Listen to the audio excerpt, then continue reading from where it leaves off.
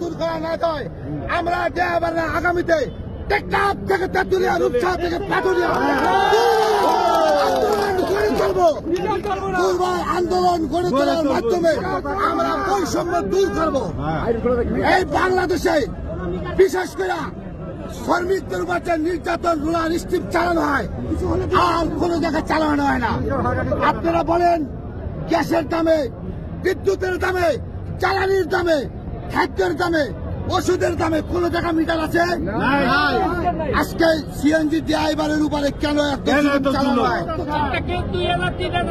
যদি আপনি কোরআনের আইন দিয়ে বিশ্লেষণ করতে চান, তাহলে সিস্টেম হলো একজন যাত্রী এসে জিজ্ঞাসা করবে ড্রাইভার সাহেব যাবেন, আমরা বলবো যাবো, কোথায় অমুক জায়গা কত ভাড়া নেবেন, আমরা তার সাথে আবুশ করে নেব। মিটার হলে একটা ফেসিবাদী সিস্টেম, মিটার হলো একটা চুরি সিস্টেম, মিটার হলো একটা বাটপারি সিস্টেম, মিটার হলো পুলিশের একটা দুর্নীতি। এই মিটার বাংলার জগতে চলবে না।